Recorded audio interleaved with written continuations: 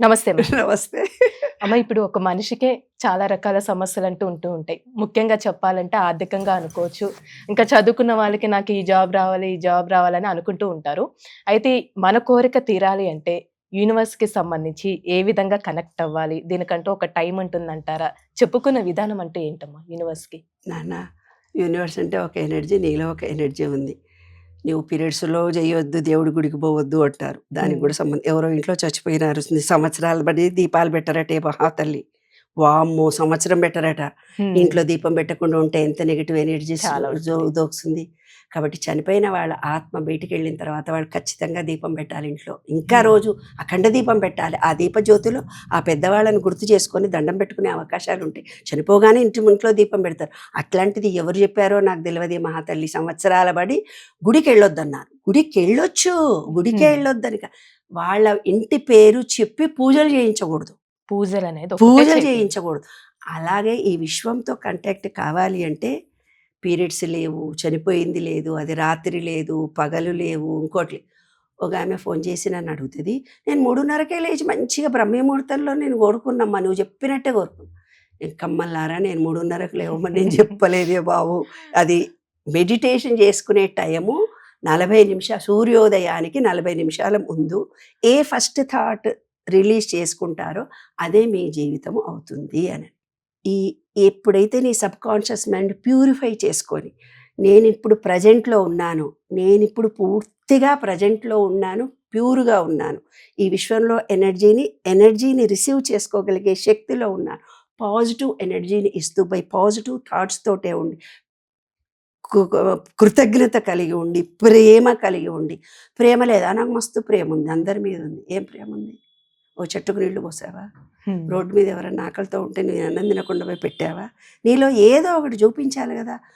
ఒకాయన నిన్నొచ్చి బాగా డబ్బున్నవాడేనే, హ్మ్. ఏదో లాస్ వచ్చింది, కొంచెం ఇబ్బంది పడుతున్నాడంతే. ఆస్తులు మస్తుగున్నాయి. హ్మ్. బంగారం ఉంది ఆయన దగ్గర, అంతుంది. చేతిలో రొటేషన్ క్యాష్ లేదంతే. ఓకే. కానీ ఆయనకు హృదయం ధరించి ఒక పండు గూడా ఒకడి చేతిలో పెట్టిన పాపాన పోడు. మరి హ్మ్. డబ్బు కావాలంటే ఎలా ఎలా వస్తాయి? వస్తుంది? అది నీవు ఏదో ఒకటి ఇస్తేనే కదా నీకొచ్చేది.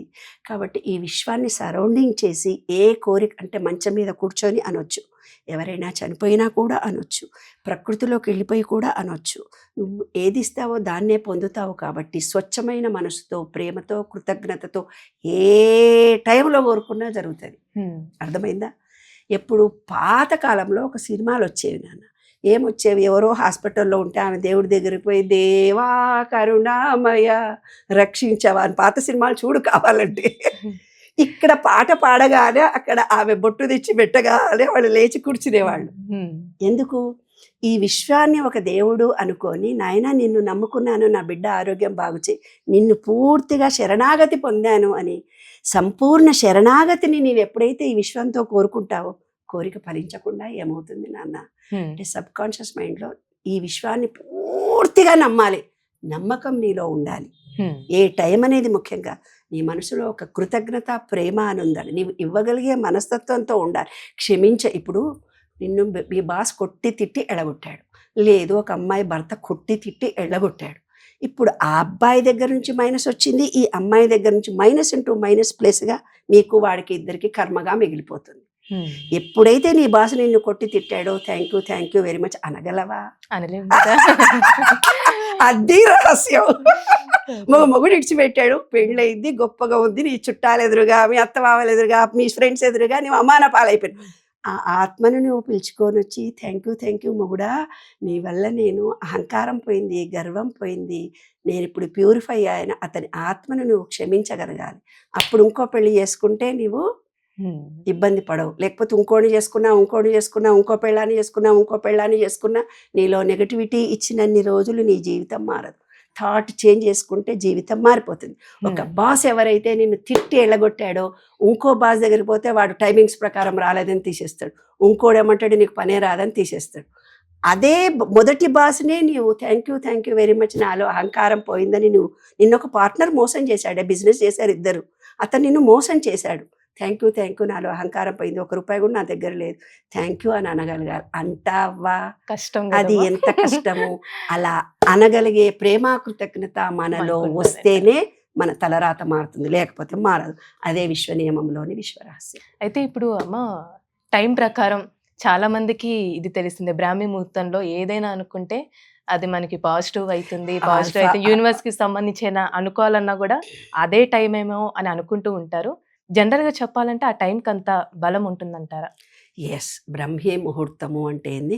బ్రహ్మ రాసే టైము. హ్మ్. అంటే నీది ఆల్ఫా బీటా నుండి థీటా లెవెల్లో మనం ఉంటాం. మెడిటేషన్ డీప్ స్లీప్ అయి లేవగానే ఫస్ట్ థాట్ ఈ విశ్వంలో నుంచి ఎనర్జీని తీసుకునే లెవెల్లో ఉంటాం. ఫస్ట్ థాట్ ఏదైతే నువ్వు ఆలోచించుకుంటావో అది తప్పకుండా తీరుతుంది. అంటే నీ తలరాత నీవే రాసుకుంటావని అర్థం, దాని ఆంతర్యం.